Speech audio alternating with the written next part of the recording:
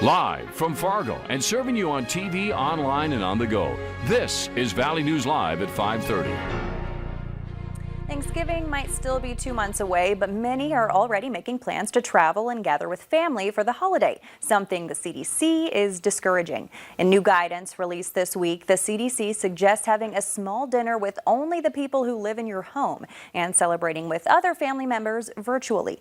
Valley News Team's crime and safety reporter Bailey Hurley talked with many in the community today, with most saying they don't plan on letting COVID-19 get in the way of their Turkey Day celebrations. A usual Thanksgiving only brings around 12 people to Liz Reck's table. And while some are family members who don't live with Reck, she says they're the same people she already spends her time with. We're going to do like we've been doing for the last, 20, 30 years. It's not like we're going to invite like extra people off the street, you know what I mean? Something many others in the Valley agree with. Reck adds she and her family are already careful enough and isn't going to let the CDC keep her from her holiday traditions. It's unfair to everything. I mean, they're trying to take everything away from us, trick-or-treating for the kids, probably for Christmas when it comes to Christmas, all the holidays. And while Katrina Tholen says her family is doing something similar, she's only celebrating Thanksgiving with relatives who are part of what she calls her pod. We all follow very strict rules. We've all been doing curbside pickup and staying home. Adding while there would usually be around 10 people at her table with an autoimmune lung disease, and with 4 of her relatives doing in-person learning this year, she's getting creative. We're going to cook a big Thanksgiving and then drop half of it at their house. And then we'll virtually have Thanksgiving together. So that way we keep me safe. We keep my father-in-law, who has high blood pressure and has already had a heart attack, safe. Saying no matter how you decide to celebrate this year, it's important to keep not only you and your family safe, but those in the community as well. Bailey Hurley, Valley News Live. The CDC also suggests online shopping instead of going out for Black Friday events. It also recommends opting out of attending any Thanksgiving sporting events or parades. Well, it's easy to forget that changes are coming in the forecast when we have nice sunny days like today. Let's check in on this evening. Summer? We've had some clouds from time to time, especially this morning, but now clouds are beginning to move out. We're seeing some sunshine work its way through central and eastern North Dakota, but the clouds have held tight across northern Minnesota, and that's where we're struggling to increase our temperatures. Some places still in the 50s, 58 right now in Bemidji. Meanwhile, we have 80s, near 90 degrees way out in western North Dakota. Right now in Fargo, we're sitting at 75 degrees. Over the next several hours, we'll stay fairly comfortable in the Fargo-Moorhead area, falling into the 60s, a few more clouds building in, and we have that continued southerly wind, and that will be picking up over the course of the overnight as well as the front moves through. In Grand Forks, in the 70s now, but dropping off into the 60s, and again, we'll be dealing with that wind. We do have changes on the way, though. I'll let you know what that means for temperatures and precipitation. All right, thank you, Summer. Well, 3 people are in jail after the SWAT team executed a high-risk narcotics search warrant. It happened around 6:20 this morning at 3225 9th Street South in Moorhead. The Red River Valley SWAT team was called in because of the chance there might be weapons inside. These 3 were arrested on charges relating to theft or drug possession.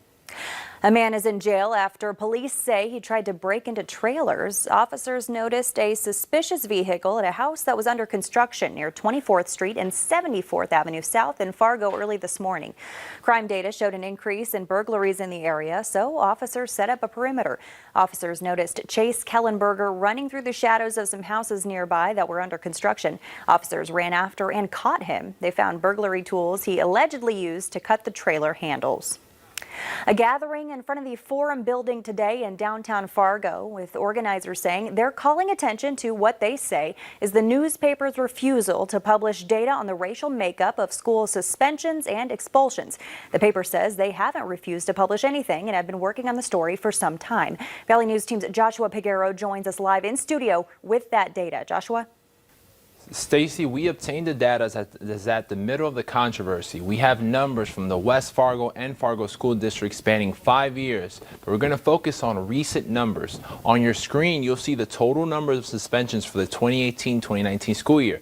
The data show that whites make up the majority of the student population in both districts and about 50% of suspensions. Blacks, on the other hand, in both districts represent 15% of the population, but nearly 31% of suspensions. For this past school year, as you can see, whites continue to make up the majority of the population and suspensions, but blacks, who are 13 to 15% of the overall population of both districts, make up 33 to 27% of the suspensions.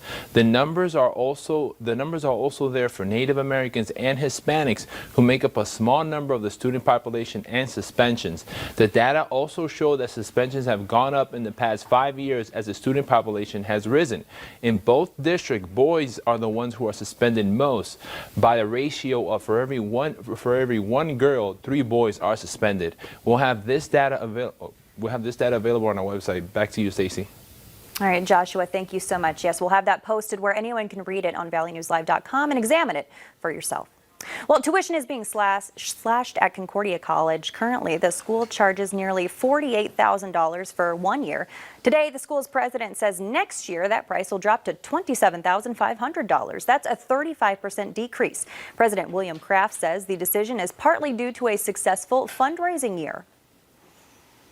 Yes, we do believe that this change will enable us to be possible for families, for students who might not otherwise have believed it was possible in the past. And along with lowering tuition, the college says it's creating a school of arts and sciences and a school for health professions. Concordia did see a decline in enrollment this year by 3%. Here are the latest COVID-19 numbers. North Dakota is reporting 471 new cases in the state, along with 8 new deaths. 211 people have died. In Minnesota, the state reports 995 new cases, along with 3 new deaths. Nearly 2,000 people have died. People in Bemidji and Moorhead have a chance to get tested for COVID-19 next week for free. Testing events will be September 29th, 30th, and October 1st from noon until 6 p.m. at the armories in Moorhead and Bemidji. You are encouraged to pre-register. You can head to our website for a link on how to sign up for an appointment.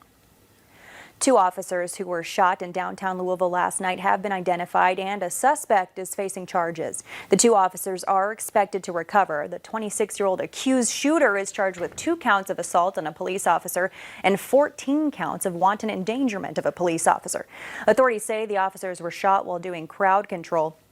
Protesters set fires and damaged property in response to the grand jury decision not to charge the officers in the shooting death of Breonna Taylor.